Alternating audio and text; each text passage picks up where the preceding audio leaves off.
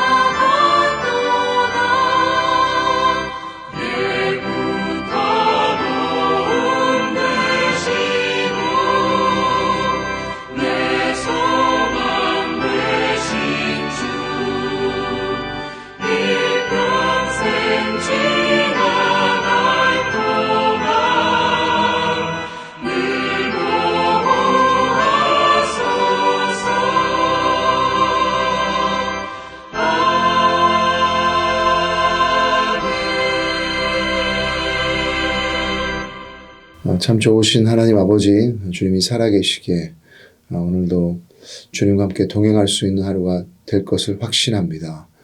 말씀으로 우리 마음 가운데 진정한 평안함이 있을 수 있도록 도와주시옵소서. 예수님의 이름으로 기도드립니다. 아멘. 욥기 37장 1절부터 24절 말씀, 욥기 37장 1절부터 24절 말씀 우리 한 절씩 같이 보겠습니다. 이로 말미암아 내 마음이 떨며 그 자리에서 흔들렸도다. 하나님의 음성 곧 그의 입에서 나오는 소리를 똑똑히 들으라. 그 소리를 천하에 펼치시며 번갯불을 땅끝까지 이르게 하시고 그 후에 음성을 발하시며 그의 위엄찬 소리로 천둥을 치시며 그 음성이 들릴 때 번개를 멈추게 아니하시느니라. 하나님은 놀라운 음성을 내시며 우리가 헤아릴 수 없는 큰 일을 행하시느니라. 눈을 명하여 땅에 내리라 하시며 적은 비와 큰 비도 내리게 명하시느니라. 그 모든 사람의 손에 표를 주시어 모든 사람이 그가 지으신 것을 알게 하려 하심이라. 그러나 짐승들은 땅 속에 들어가 그 처소에 머무느니라. 폭풍 우는 그 밀실에서 나오고 추위는 북풍을 타고 오느니라. 하나님의 입김이 얼음을 얼게 하고 물의 넓이를 줄어들게 하느니라. 또한 그는 구름에 습기를 실으시고 그의 번개로 구름을 흩어지게 하시느니라. 그는 감싸고 도시며 그들의 할 일을 조정하시느니라. 그는 땅과 육지 표면에 있는 모든 자들에게 명령하시느니라. 혹은 징계를 위하여 혹은 땅을 위하여 혹은 긍휼을 위하여 그가 이런 일을 생기게 하시느니라.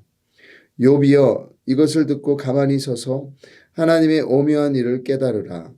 하나님이 이런 것들에게 명령하셔서 그 구름의 번개로 번쩍거리게 하시는 것을 그대가 아느냐. 그대는 겹겹이 쌓인 구름과 완전한 지식의 경이로움을 아느냐. 땅이 고요할 때 남풍으로 말미암아 그대의 의복이 따뜻한 깨닭을 그대가 아느냐.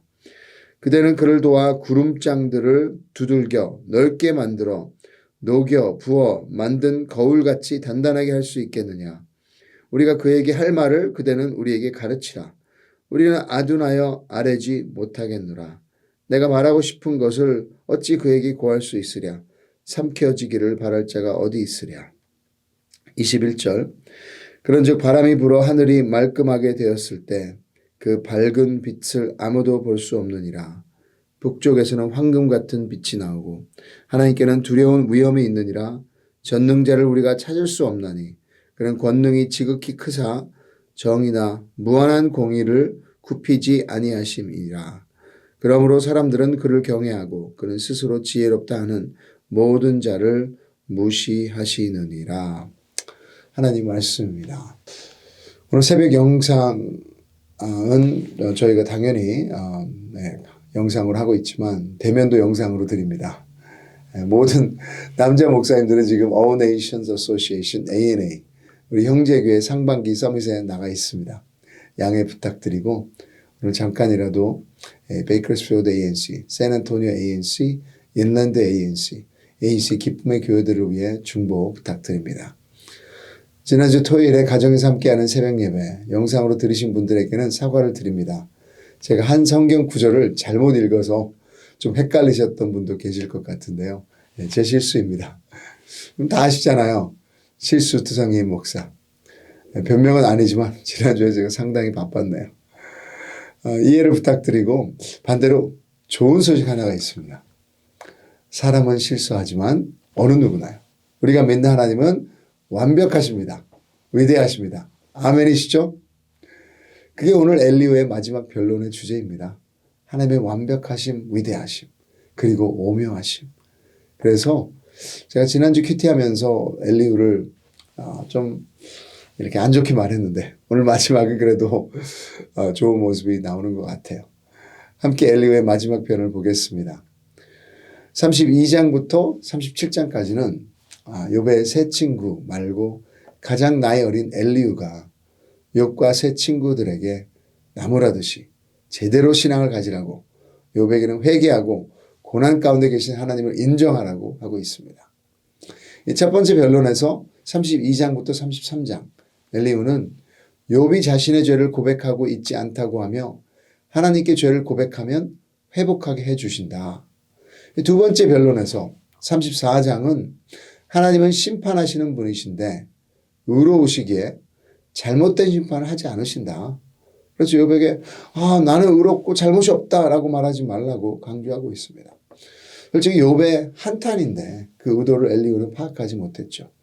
그래서 세 번째 변론은 35장에서 욥에게 내가 착하게 살아도 의미가 없다. 유익이 없다. 이렇게 고난을 받으니 그런 말을 하지 말라고 했습니다. 욥, 당신이 교만해서 그런 말을 한 거야. 이것도 욥의 고난 가운데 담긴 아픔을 이해하지 못하는 엘리후. 좀 안타까워요. 그리고 마지막으로 36장, 37장에서는 모든 것을 정리하면서 욥이 자신의 잘못을 인정하면 하나님은 회복시키신다. 권면하고요. 결론은 욥, 틀린 것이 있다면 그것은 당신이지 하나님이 아니시다. 이 전지전능하신 하나님은 아니시다. 라고 하는 것입니다. 저는 엘리후에 대해서 부정적으로 생각하는 면이 있지만 한 가지 인정해야 하는 것은 엘리후는 하나님에 대한 지식을 고민을 무지하게 많이 했고 그것으로 가득 차 있습니다. 그래서 어제 36장 26절부터 이제 감탄을 하면서 하나님의 자연의 섭리를 나누고 있어요. 하나님께서 얼마나 위대하셔서 그 모든 것을 운행하고 계신다. 조정하고 계신다. 오늘 본문에서는 그렇게 얘기하죠. 만약에 엘리후의 목소리를 들을 수 있다면 흥분된 목소리일 것 같습니다. 37장에서는 우주 속과 기상의 모든 변화 속에 나타난 하나님의 놀라우신 능력을 계속해서 찬양하고 있습니다. 우리가 이런 변화와 특징들을 보고서 하나님께 가까이 가며 그로부터 알려진 뜻에 순종하며 나아간다면 고난 가운데도 하나님의 섭리와 깨달음을 경험할 것이라고 말합니다. 크게 두 가지의 진리로 엘리후는 논쟁을 마칩니다. 첫째는 이 자연을 통해서 하나님의 섭리의 음성을 들어야 한다. 엘리후는 천둥 번개를 통해서 말씀하신 하나님의 소리를 두려움 가운데 들어야 한다고. 2절, 3절, 4절, 5절 우리 같이 한번 읽겠습니다. 하나님의 음성 곧 그의 입에서 나오는 소리를 똑똑히 들으라. 그 소리를 천하에 펼치시며 번갯불을 땅끝까지 이르게 하시고 그 후에 음성을 발하시며 그의 위험찬 소리로 천둥을 치시며 그 음성이 들릴 때에 번개를 멈추게 아니하시느니라. 하나님은 놀라운 음성을 내시며 우리가 헤아릴 수 없는 큰 일을 행하시느니라. 엘리후가 말하는 자연현상은 천둥과 번개입니다. 여러분, 욥 당시에는 과학이 지금처럼 발달되어 있지 않아서 천둥과 번개에 대한 많은 것을 과학적으로 알지 못했죠. 이렇게 찾아보니까 전기의 플러스 마이너스, 극과 극이 있는 것처럼 구름에도 전기가 있어 플러스 마이너스, 극과 극이 있다고 합니다. 그래서 구름 속에 있는 전기의 부딪힘과 구름 속의 전기와 땅 위에 전기가 서로 부딪힐 때 나는 소리가 천둥이고 일어나는 방전 현상이 번개라고 이렇게 설명이 나와 있네요. 저는 과학자가 아니라서 맞기를 바랍니다.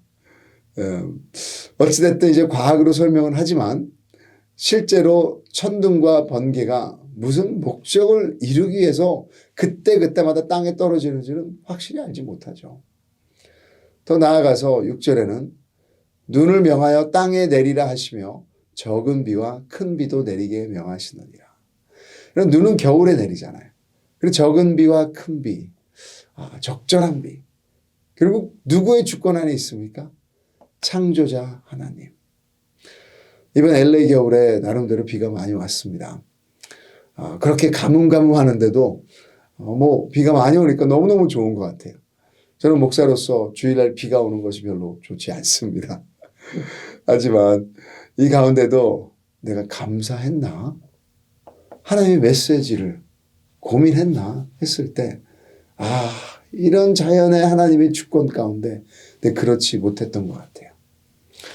8절에서 13절에서도 동물들도 자연 현상에 따라 움직인다고 얘기하는 것입니다.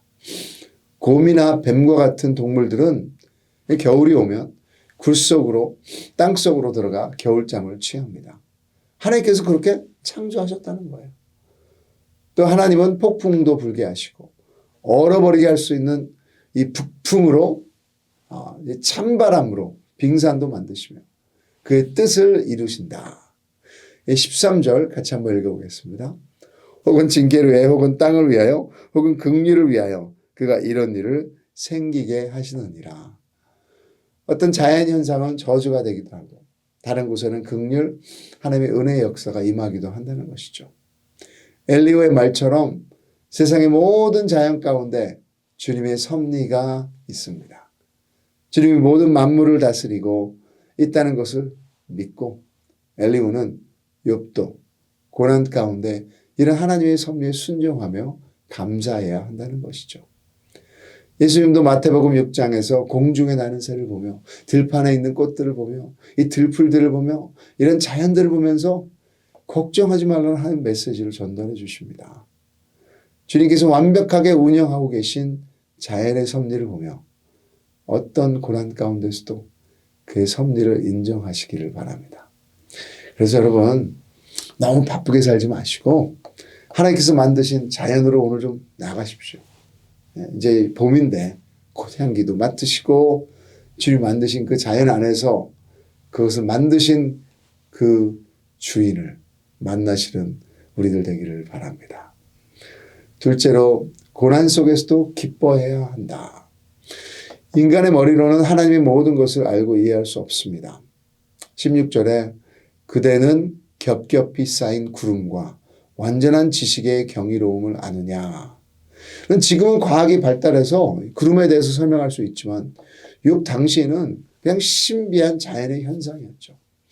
그래서 엘리후의 논리는 이런 자연의 현상도 설명할 수 없는 인간에게 고난의 신비로운 것이어서 고난도 이게 신비로운 것이어서 당연히 그 의미 깨달을 수 없다는 것입니다.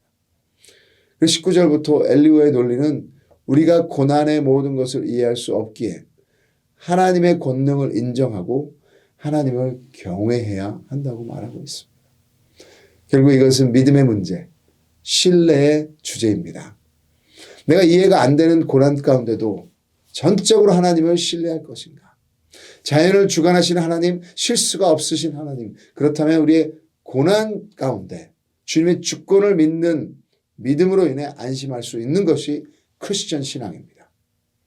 베드로전서 4장 19절.